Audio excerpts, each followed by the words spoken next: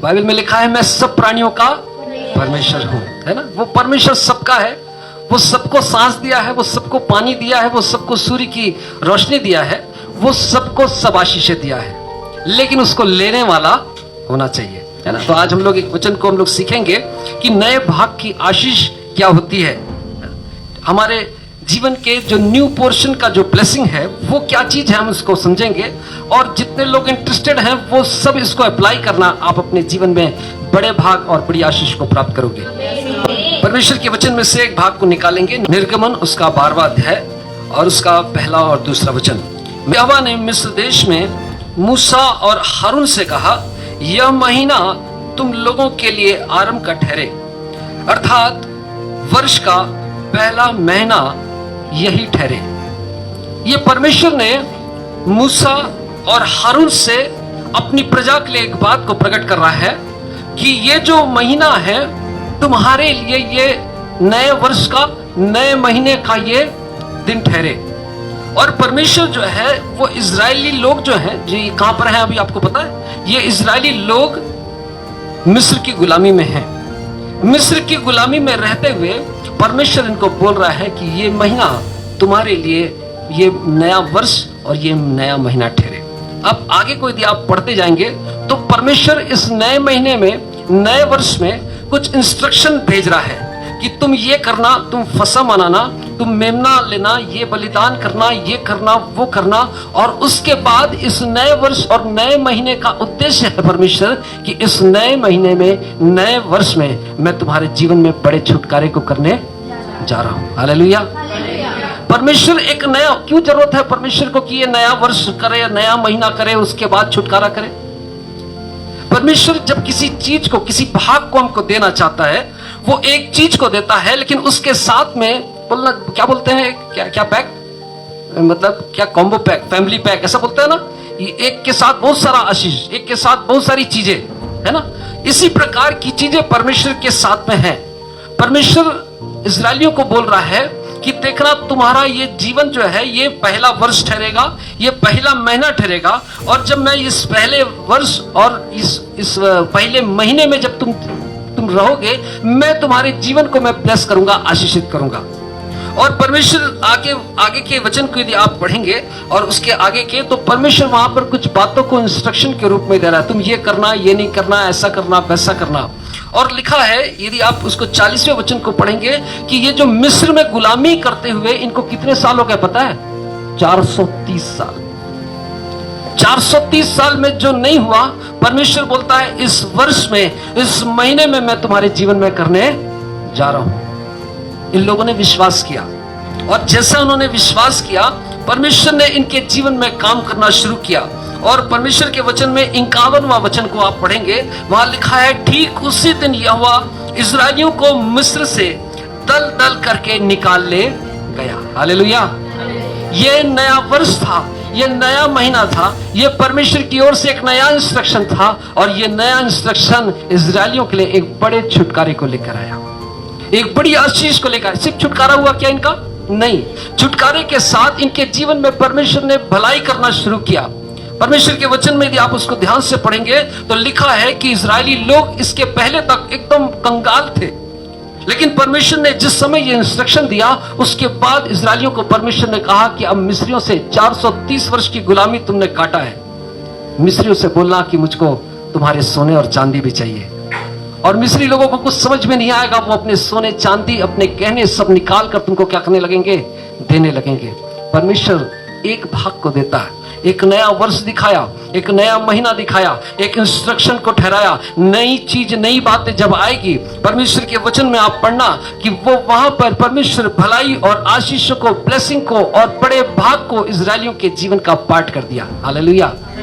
ये परमेश्वर है जो परमेश्वर, जो अद्भुत कामों को करने वाला परमेश्वर। उसका सिस्टम थोड़ा सा अलग है। बोलते हैं ना आजकल के लड़के लोग, मेरा थोड़ा स्टाइल अलग है ना, मेरा थोड़ा स्टाइल अलग है। वैसा टाइप का परमेश्वर का भी सिस्टम है, और वो परमेश्वर का सिस्टम थोड़ा अलग है। उसको हम लोगों को समझना पड़ेगा कि वो परमेश्वर कैसे कौन से तरीके से, किस रीति से। इसलिए एक बात को ध्यान से समझे कि जब परमेश्वर आपके जीवन में कुछ नया दे रहा है, उस नए के साथ बहुत सारी आशीषें आपके जीवन के लिए है। आप लोग जाते हैं कहीं मार्केट में, और मार्केट में जाने से वो इसकी ये लेंगे तो आपको इसके साथ में ये चीज फ्री है बोलते हैं, है ना। तो हम लोग वो फ्री की तरफ बहुत ध्यान देते हैं, ये सब चाहिए मेरे को, भैया वो डाला कि नहीं है, वो 50 ग्राम का शहद, वो इसका छोटा सा पेस्ट, उसका वो झंडू बाम, उसका ये है ना, ऐसा कुछ कुछ कुछ कुछ फ्री रहता है। तो हम लोग उसको बहुत ध्यान देते हैं, वो भैया उसको डाला कि नहीं, डाला उसको रखा कि नहीं उसमें, है ना। हम लोगों का क्या है, हम लोगों को इस संसार की भौतिक बातों में हम लोगों को सब कुछ मालूम है कि हमको ये भी चाहिए वो भी चाहिए, इसके साथ तो ये भी फ्री है, फिर तुम हमको क्यों नहीं दिया है। बड़ा हम लोगों को है, कई लोग तो झगड़ा भी मचा लेते हैं। परमेश्वर भी आपके जीवन में कुछ अद्भुत देने के लिए तैयार है। ये सिर्फ नया वर्ष ऐसे ही नहीं आया आपके लिए। इस नए वर्ष में परमेश्वर का, यदि आप परमेश्वर से अभी थोड़ी देर के लिए कांटेक्ट हो जाए, यदि आप मोबाइल लगाएं और लग जाए और बातचीत हो जाए, तो परमेश्वर आपको बताएगा इस नए वर्ष में आपके लिए उसने बहुत कुछ रखा है।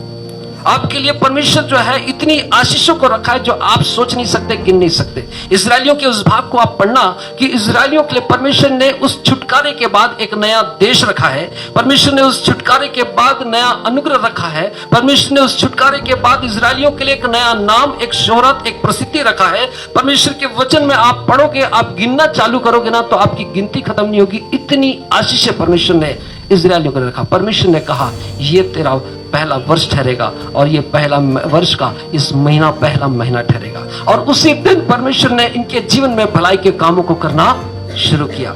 आज आपके जीवन में ये एक नया वर्ष आया है जब परमेश्वर कुछ नए भाग को आपको देगा। उस नए भाग के साथ में आपको नया नाम देगा, नई आशीष देगा, नई प्रसिद्धि देगा, नए अनुग्रह को देगा जो आपके जीवन के लिए आवश्यक है।